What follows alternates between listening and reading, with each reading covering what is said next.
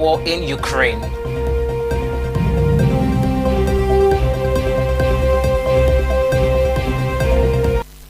Stay with us. We have details of these and many more coming up. To stay.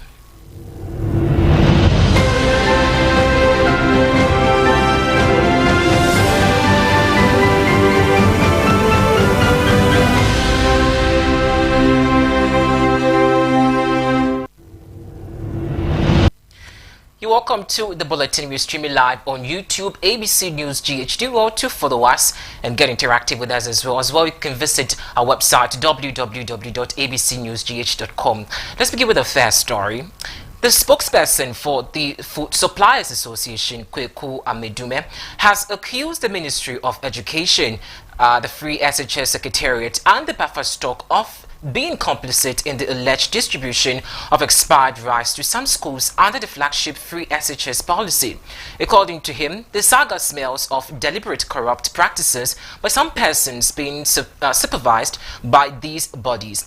While the ministry has maintained that Lament Investment Limited followed the due procedure for rebagging the rice for onward distribution, Kweku Amedume insists the government official should not have allowed the process of storing and rebagging to go through the process at the premises of Lament's Investment. He described the actions of the buffer stock and the FDA in supervising the rebagging of the rice as meridious and not acceptable.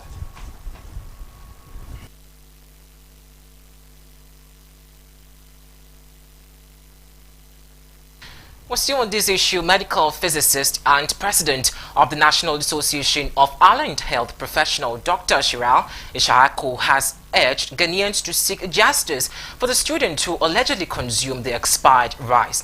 He says the consumption of rice poses a higher health risk to young students due to its long-lasting effect. Hence, the Ministry of Education should be cautious in preparation, especially ones that have to do with food for the student.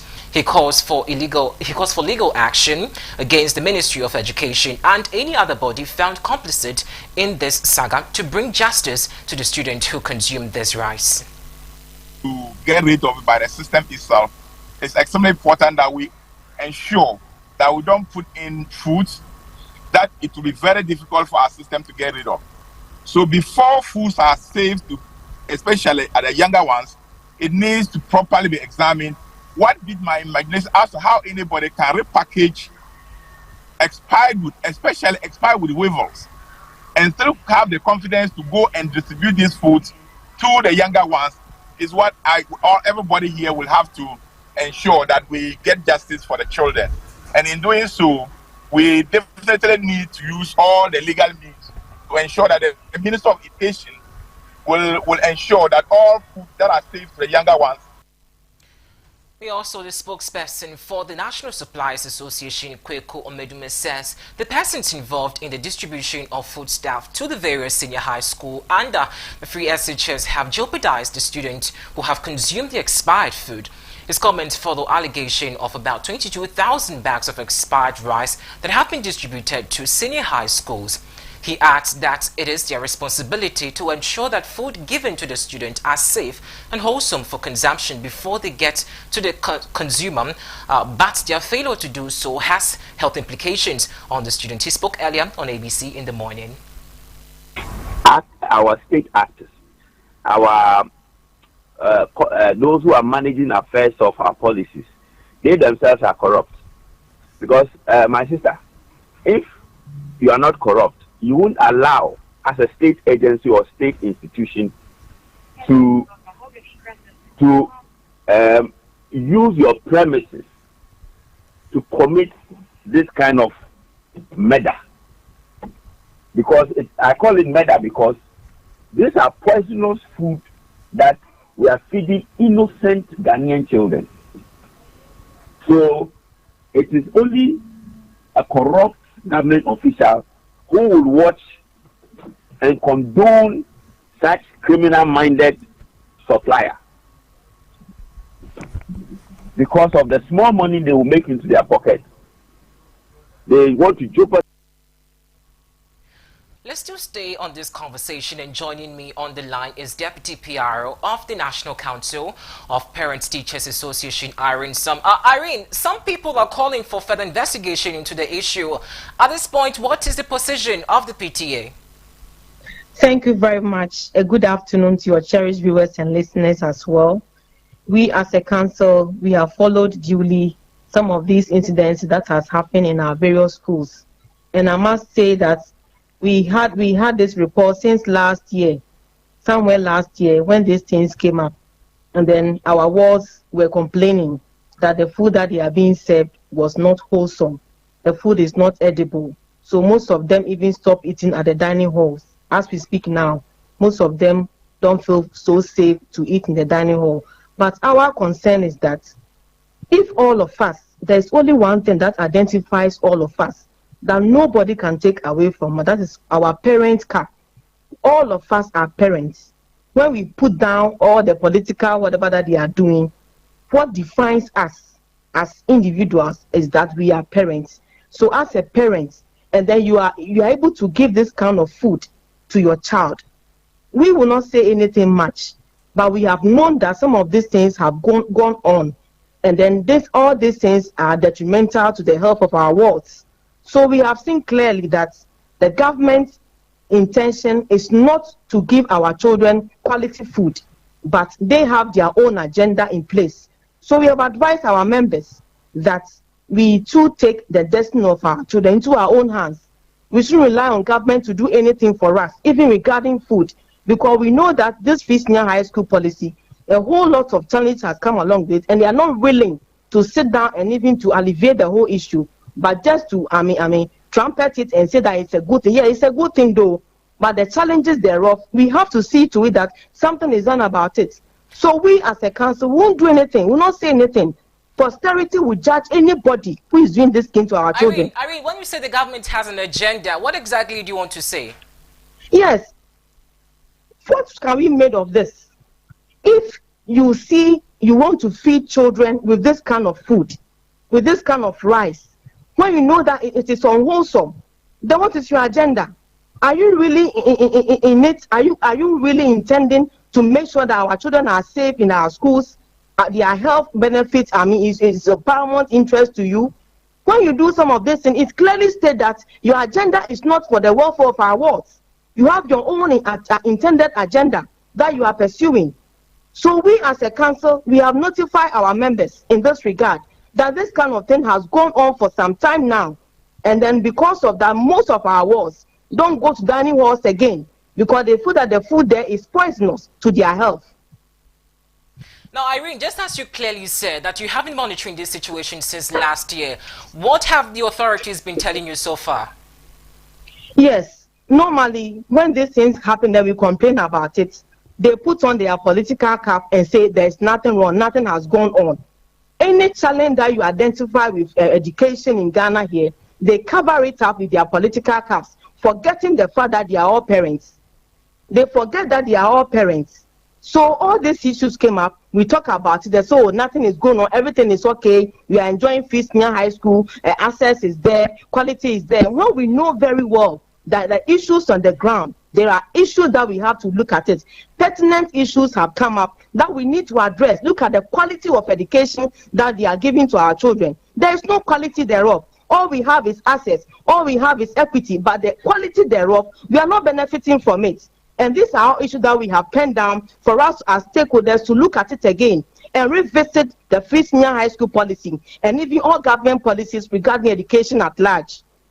Irene, as an association, what is going to be your next step? Obviously, this has not been the first time you're recording such cases in terms of food quality.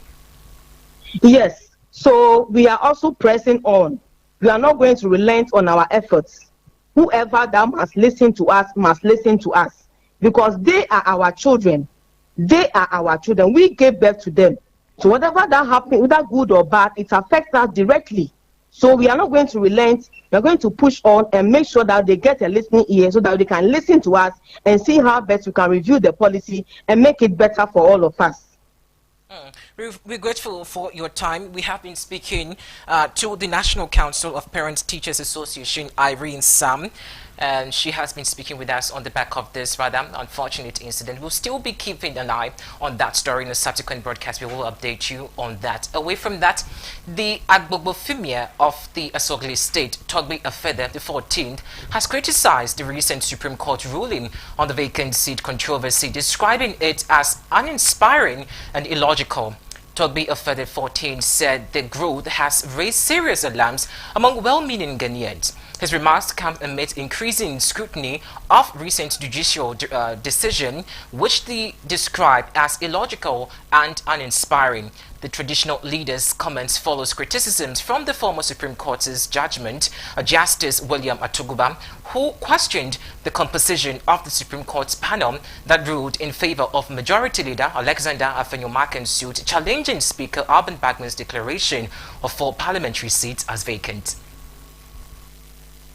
Well, it's unfortunate that, as the former Chief Justice said, judiciary has become very predictable. It's unfortunate, and some of the decisions that emanate from the judiciary have not been very inspiring. We want a judiciary that we all know exists to protect all of us, ensure freedoms, ensure fair justice delivery.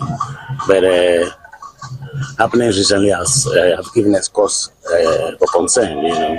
Sometimes some of the way things, the laws are interpreted just defy logic. You see it written black and white, you can understand the English, but then it's given other interpretations that do not help to strengthen our democracy, strengthen rights and freedoms and justice.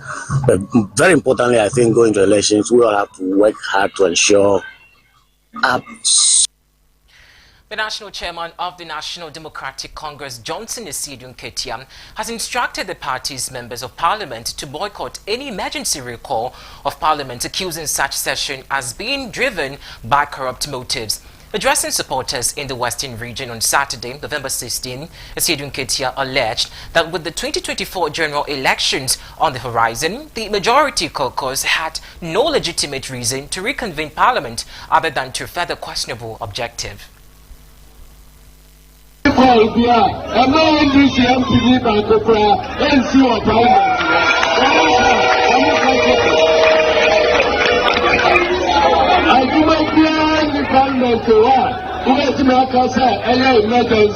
emergency beyond you. Parliament, now I'm going to continue dream dear. One more dear and dear opinion and me one. Now I can answer I can. One person on my trash. Now I'm moving dream. Now my woman and my woman. I don't see. The Parliament is so that the Parliament is now and the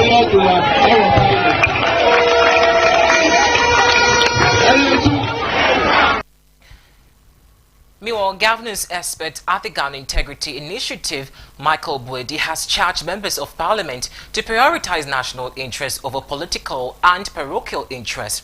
His comment follows calls by the national chairman of the NDC, Johnson Esiedun Ketia, to the NDC MPs to boycott parliament until after the elections. However, speaking on ABC in the morning, Mr. Buedi says that parliamentarians should put citizens' interests first over their parochial interest. Let's put the interest of the state over and above our partisan and individual interests, because ultimately it is the country that suffers. Granted that the NDC wins the election, are they going to rule the country without a budget? If the NDC decides not to go to parliament, I think that what they may have to reconsider, because it may just be an action likened to cutting your nose and spiting your face. Sorry. So I believe that at this point, Ghana needs their MPs to work. That there is nothing more to it than that. The MPs must go to do the work they were elected to do. Simple. There is nothing to gain as a people, there's nothing to gain when this political grandstanding continues. It's not. Let's still maintain focus in parliamentary issues because Communications Officer of Parliamentary Network Africa, Clement Akolo, has emphasized that Parliament cannot do much even if it reconvenes in the coming days, adding that these are not normal times, but the two caucuses should come to an agreement with each other. Speaking on ABC in the morning, Mr. Akolo mentioned that the most important work to be transferred in Parliament if it reconvenes is the vote on account, which is expected to be used by next government. It appears that a lot of the things that Parliament will do will become very, very, very, very small and very minimal because the time is not very favorable for extensive work in Parliament. And even if they are able to sit, they will not even have the presence of mind to do proper scrutiny of the work that will be done on the floor of Parliament. So at this moment, it is just the most important things, the things that we cannot do without, that would have to find space in Parliament. Like the vote on account, that is the 3-month budget that we will need for next year should any government come into office. That will be the most important work that would have to be transacted on the floor of Parliament should they actually resume sitting. On that note, you are reminded that here at ABC, we remain your poll center. We are back with some campaign trail news. Do stay with us after this.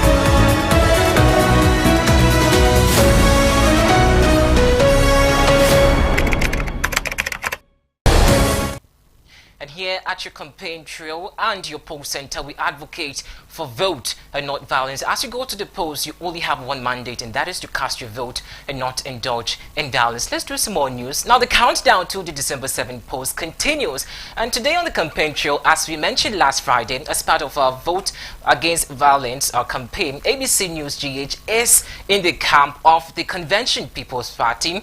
And our guests will be the CPP. Very shortly, we will be featuring the campaign trail today. We will also take you into the camp of the NPP to pick update about the camp from these major two. Once again, we still remain your poll center.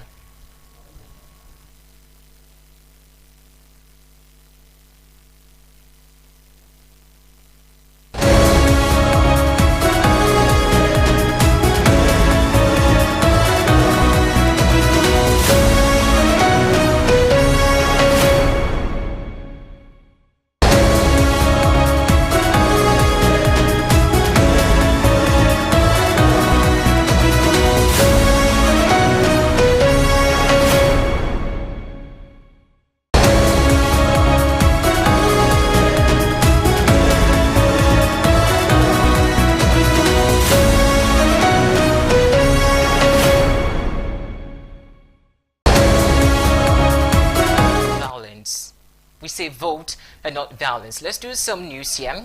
The flag bearer of the Convention People's Party, Nana Akosua Frimpong Sapon Okumankuma, says the 2024 manifesto is dedicated to women's liberation and the liberalization of Ghana's economy. According to her, just like how the founder, Dr. Kwame Nkrumah, liberalized the country from political domination, the party's women's manifesto will also bring economic freedom to women and the country at large.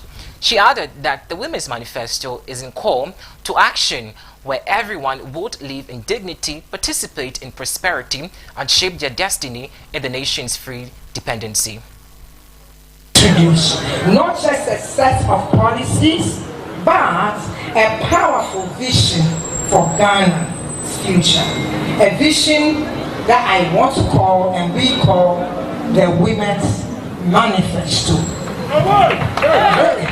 This manifesto is a call to action, a commitment to Ghana, to a Ghana where every man, every woman, and any child, all children can live in dignity, participate in prosperity, and shape their destiny in a nation free of dependency,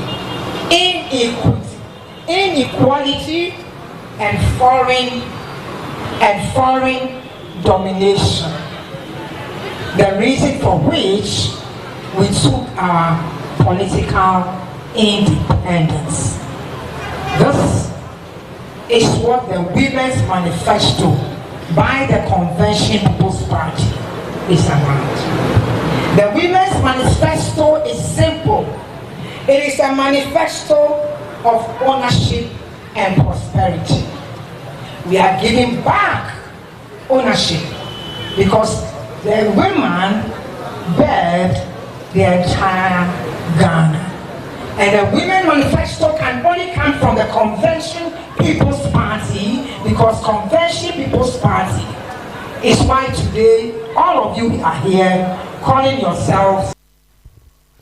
Meanwhile, at the launch of the Women's Manifesto for the election 2024, the vice presidential candidate of the Convention's People's Party, Wayo Agrimanti, said there will be no incarceration for the possession of ganja or cannabis. He said the youth must rise up and bring back the spirit of Dr. Kwame Nkrumah into the leadership of the country. I'm trying to prove to you that I'm a man of action. The youth of this country must rise and follow a man of action. And the action is to go back and bring Kwame Nkrumah's spirits back to govern this country through our leader. And today, Bakwa the veranda boys and girls of this country. Kwame Nkrumah takes now veranda boys, so veranda girls so the edge, man. Me say, me a lawyer. CPP eba abemwa. Yeah, ma police for and court get to be and court chief say, you who say, you be some to the show.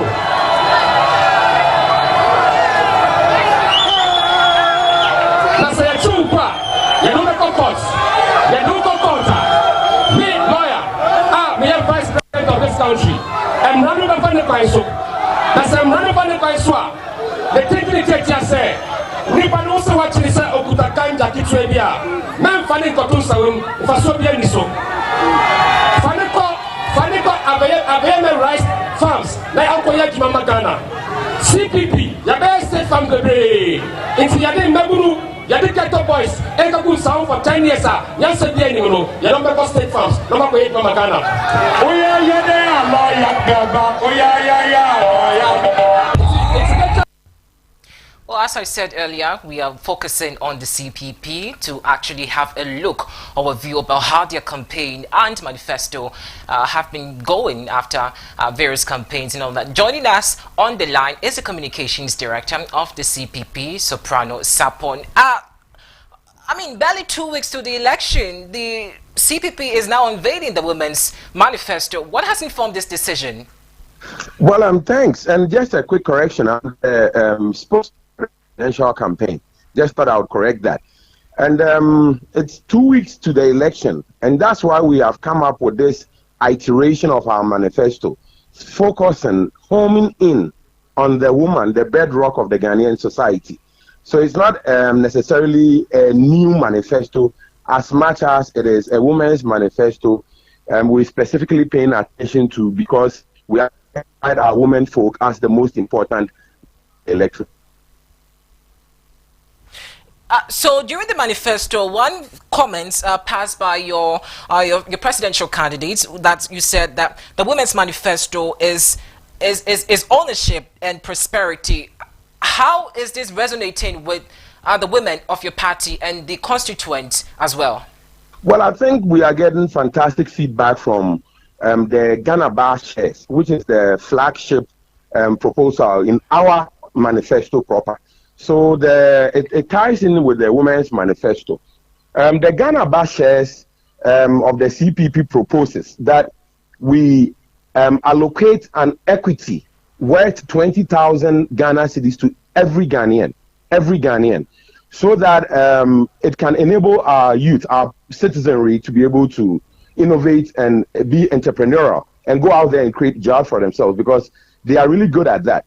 So as an example, you see that we have our youth who have finished school, our women who have finished school, and they are just around, without any jobs, because the chairman of the economic management team is frankly just incompetent with respect. His performance, when you take $4 to 17 cedis, it is a sign of incompetence. So because of these incompetencies and the attendant hardship, wrath upon the people of this country, we believe that the Ghana Bar Shares, which allocates 20,000 per head or 20,000 cedis to every Ghanaian, would be able to transform the livelihoods of our women.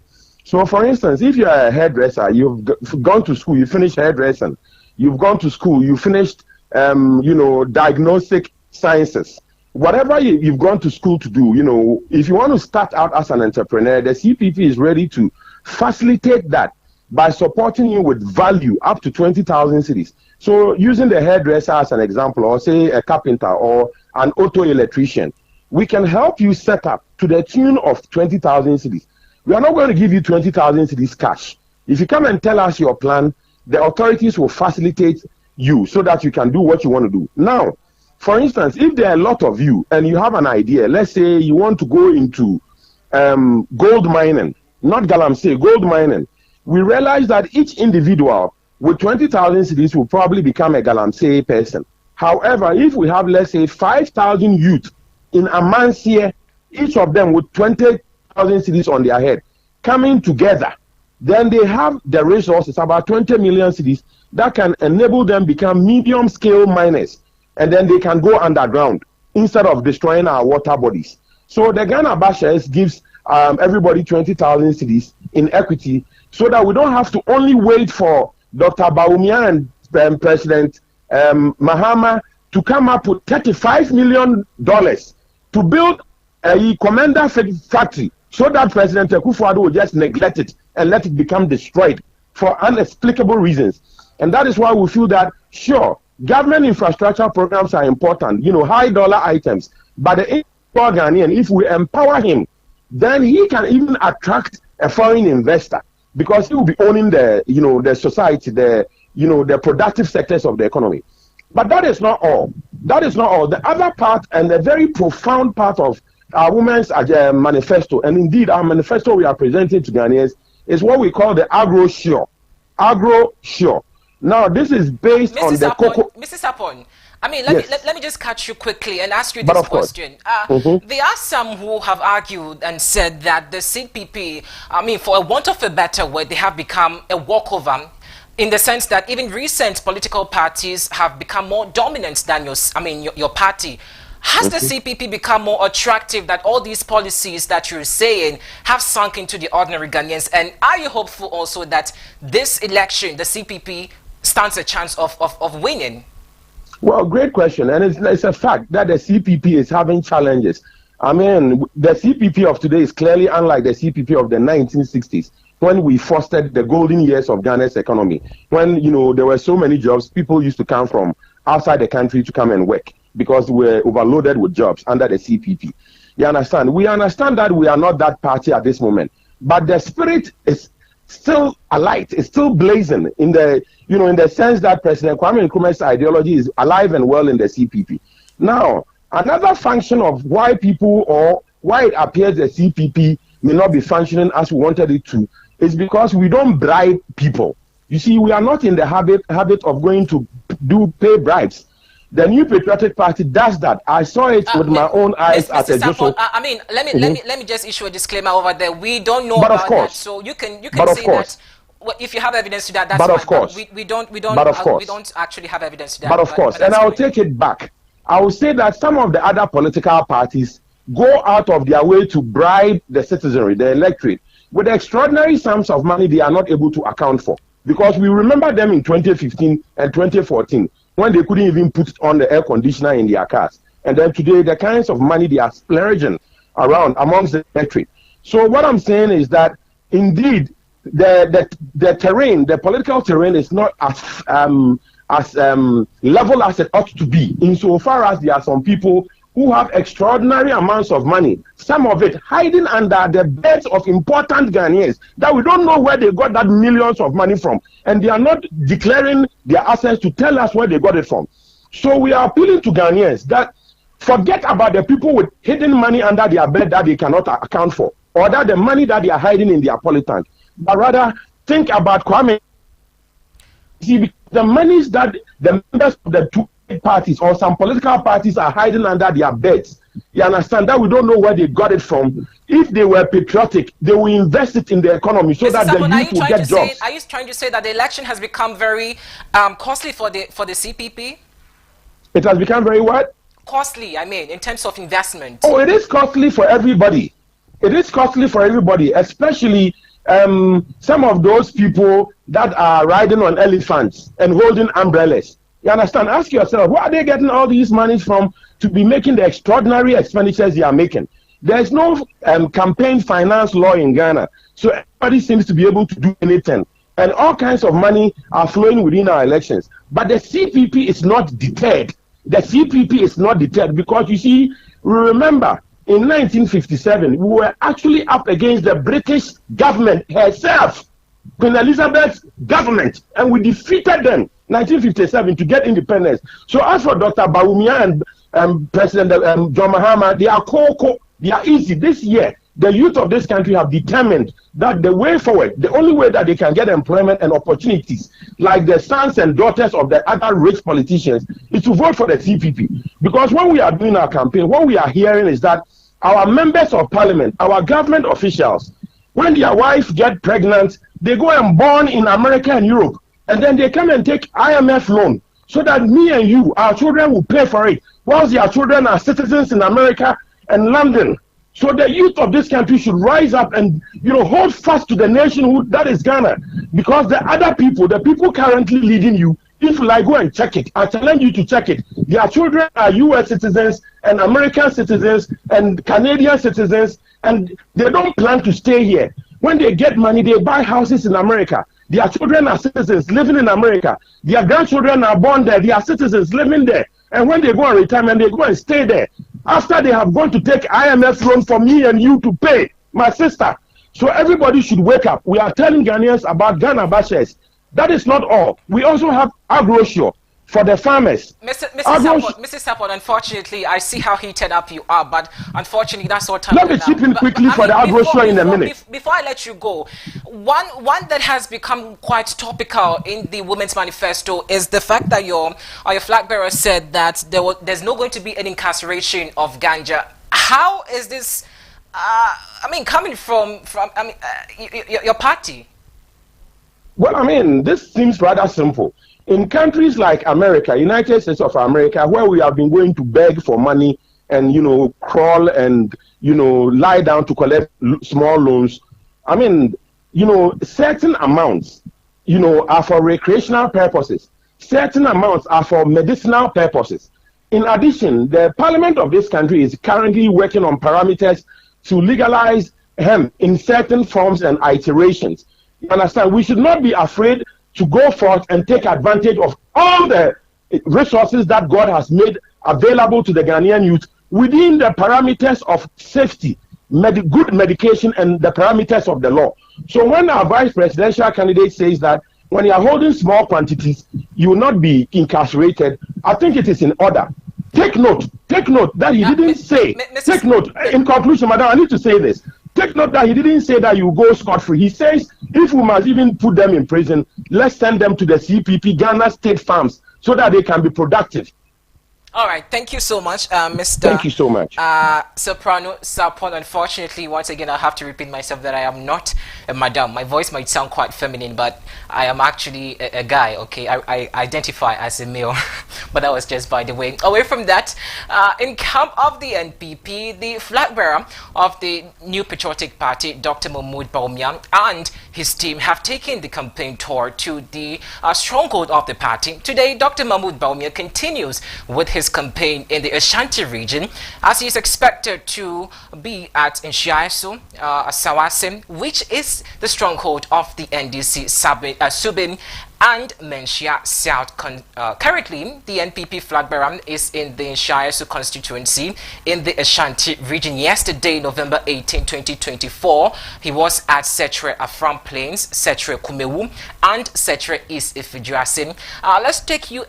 Let's take excerpt of the campaign activities in these areas.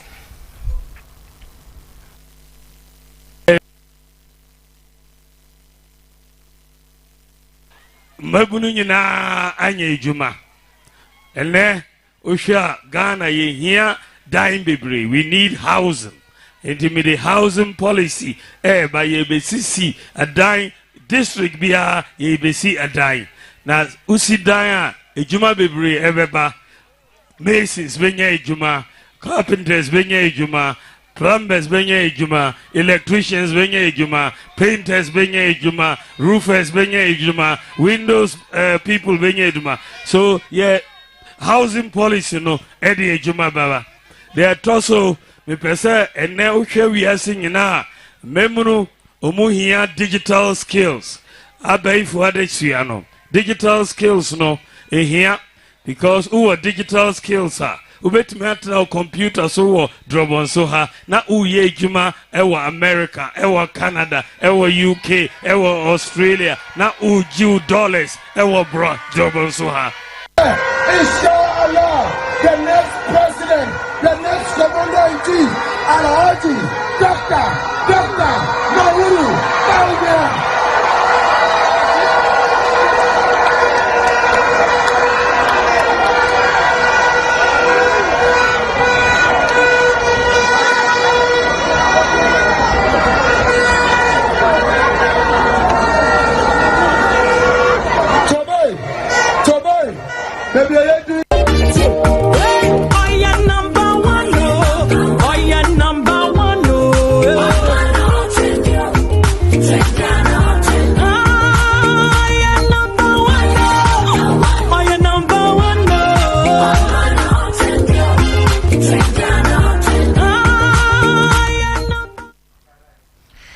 And that's 18 days to the elections. As you can see, campaigns really has intensified. Well, let's see how it goes in the coming days. But we're back after this break.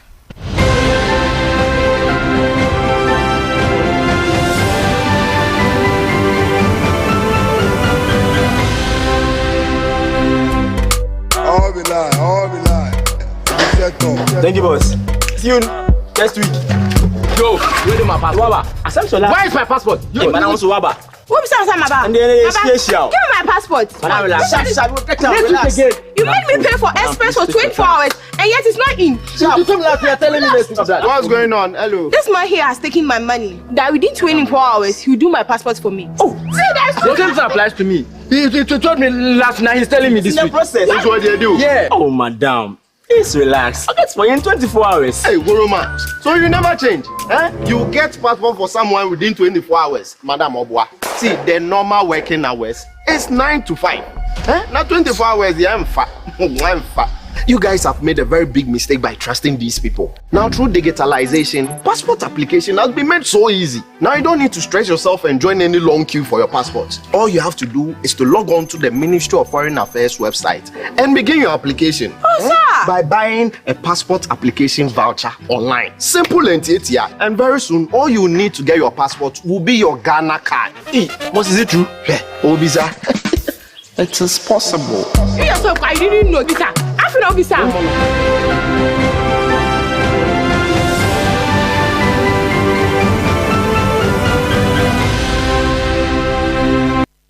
You all come back to the bulletin. Let's bring you some business news.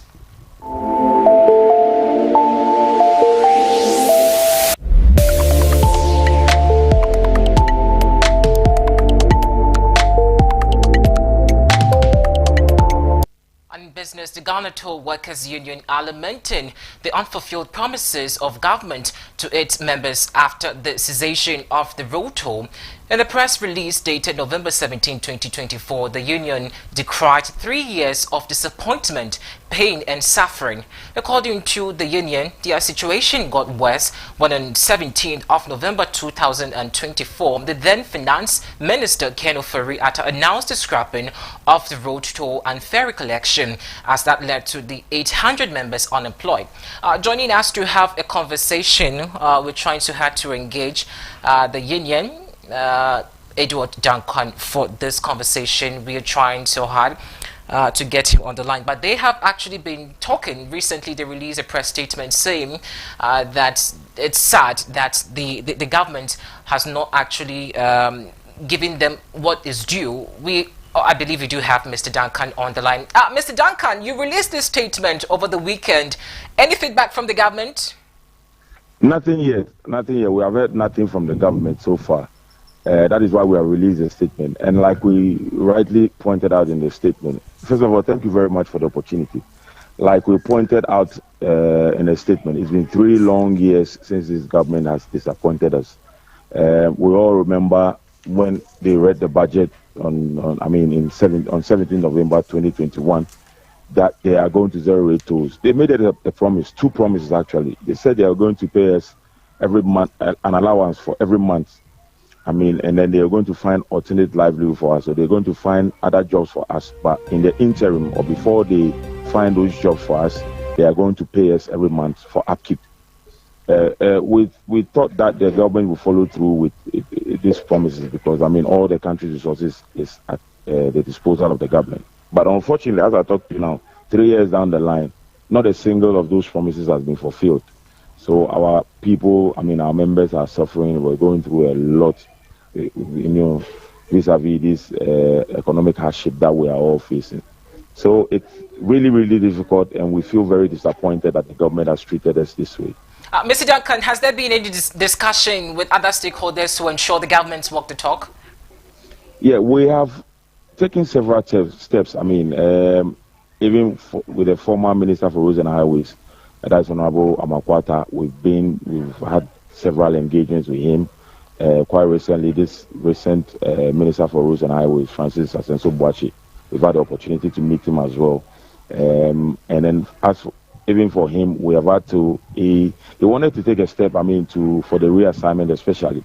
So we had to give him all the CVs of all our members, the CVs of our members. And this was done in April this year. Up to now, we have heard nothing from it. We have also equally, sent letters to Jubilee House trying to meet people in authorities so that they will tell us what plans Dr. Mahmoud Bawumia has for us, because some time back we heard that he said he's going to reintroduce tolls if he is elected. So we wanted to know, in what form or shape that it will be introduced, and then what place do we have, because seeing that we promised jobs and the jobs are not coming, since the toll is coming back, where would they place us in that regime? So we wanted to have a conversation, but we have knocked like twice with 2 letters for over the year. Nothing has come out of it. Mr. Duncan, just as you rightly said that you tried to engage government because you heard that he said he was going to reintroduce the road toll again. I remember quite well that was in June, and your association equally slammed the government, saying that it was political gimmick. So what's the recent twist to the story? Yeah, but so that means that this thing is true, because we felt that it was a gimmick, it was a political gimmick, and they are proving us right, because we are trying to engage, and they are not opening your doors for us. You don't want to engage us, because you have to tell us, it shouldn't be just one of those talks that you talk and everybody thinks, hey, this is it. But we need to know the details of what you are saying. We need to know the plan, how you intend to roll it out, where we fit in. So that is a conversation we wanted to have with the people in authority. And is there any alternative given to government?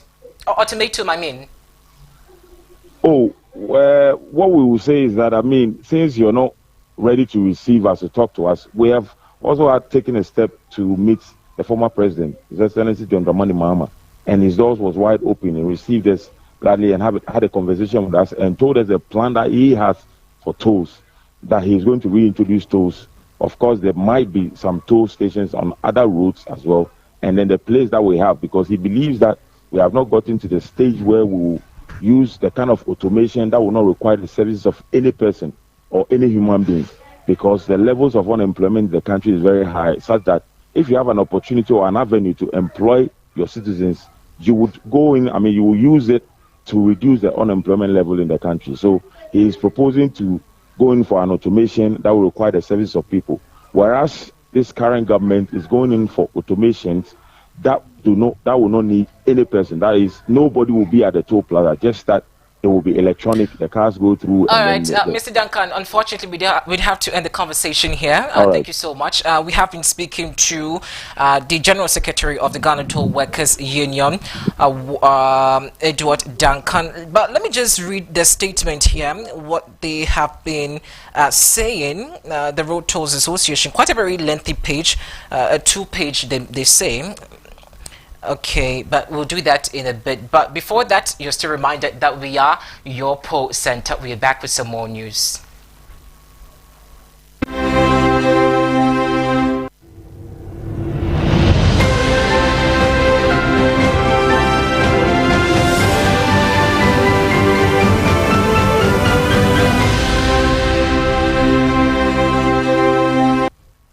Welcome back to the program. Let's do some more news where the Right of Youth and Disability International have also released a statement. Let's actually walk you through what exactly they have been saying, because it says it's dated contempt, disregard, and intensify the National Democratic Congress NDC towards disability and persons with disability. And this was a press released November 17, 2024. That's what you see on your screens over them. It says the Rights of Youth and Disability International wishes to condemn in clear and unequivocal terms the misunderstanding of disability occasioning the contempt, disregard, intensifying insensitivity and disrespect at former President John Ejikumu Kufuor and persons with disability by the National Democratic Congress NDC, and it assigns with that. Now we catalog the following instances to make the point. It says 1. Ivan Green Street apparently needs some elevation to see the better Ghana. Some George to Ivan Green Street, and he mentions the name over them. It says that appointing Stamra Omane Boama and Blind Dana as minister for was bad bargain. As I said, quite a very lengthy one, but let me just wrap up with the last paragraph, which says that for the avoidance of doubt and public education, they wish to reproduce Section 4.1 and 37.1 of the Persons with Disability Act 2007 Act 715, and says that a person shall not discriminate against, exploit, or subject a person with disability to abusive or disregarding treatment.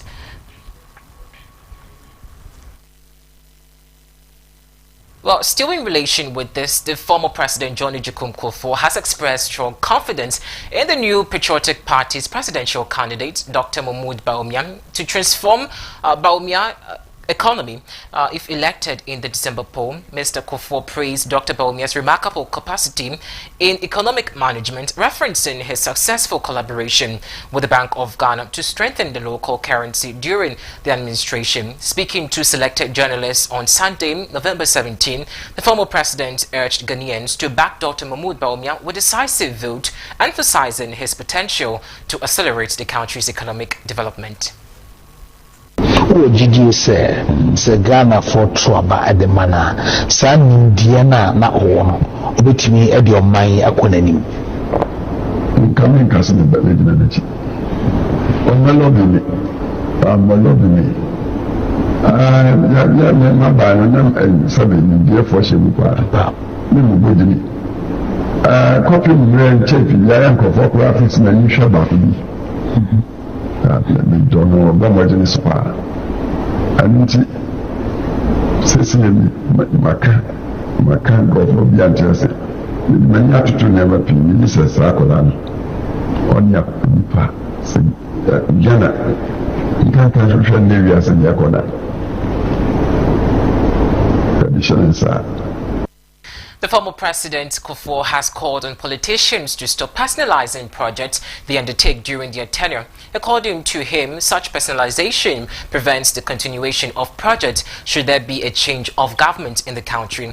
Recounting projects under this tenure, the former president lamented that this could have been left of his predecessors' projects they left behind due to the level of personalization they attached to those projects. Technical. I know what I am fasting. Yeah. In that sense, no one. Kind. But not doing it. But call the course of one is the other. Who do tell me the host? I can say in Oko and the Brungo campus of Sedia. Then Oko one, in UBS. Then Biano with Macasa. And I'm saying. Before president you work for Akasa on the university. That's what I said. But you know, Bakasa Sobin, but I said you, Obiaka Swakasa on the one, Maria Sanka, and see Vida. O college on Sisi, Kotek, Kotekos, Koshe University at Daya, Sisi. My businesses, banks will be proud, Mokosisi. And then Professor Kufuor, after. We're bringing sports to you shortly after this.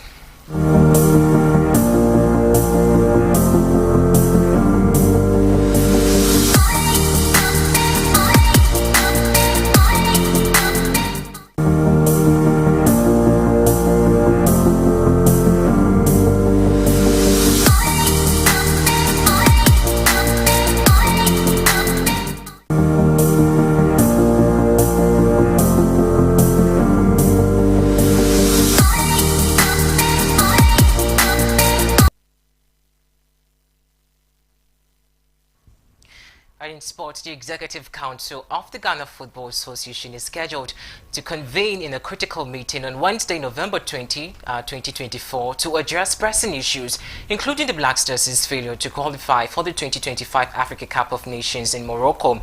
The team's dismissal qualification campaign has raised concerns about the state of the Ghana football. Their elimination was confirmed even before the final Group E match against Niger in Accra on today, marking Ghana's first failure to qualify for AFCON since 2004. The performance of the Black Stars is expected to dominate discussions at the meetings.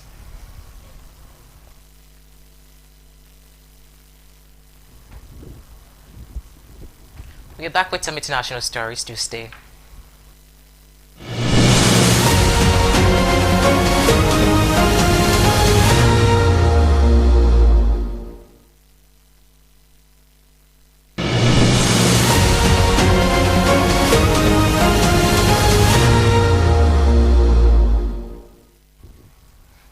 On international front, Ukrainian President Vladimir Zelensky has expressed confidence that President Trump's incoming administration will lead to a quicker end to the war in Ukraine. He said he believes the war will end sooner with Trump in office, citing the new administration's approach and promise their citizens.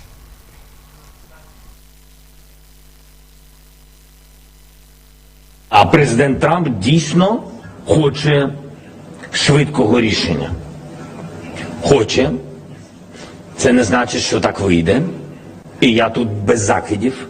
Я просто говорю, що ми там, де ми є. І ми в війні з русскими, і це факт, це найскладніший ворог цього століття. Ворог.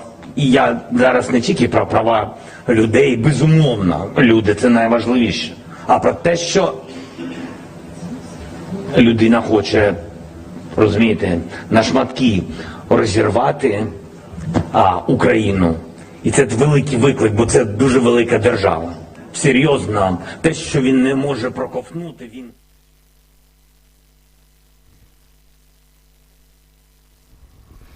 Let's bring you some entertainment news as well.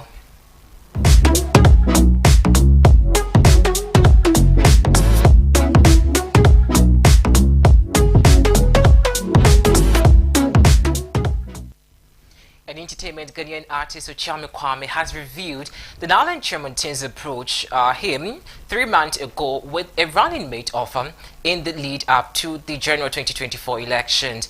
Ochame Kwame noted that Alan, the founder of Movements for Change, provided a list of 10 criteria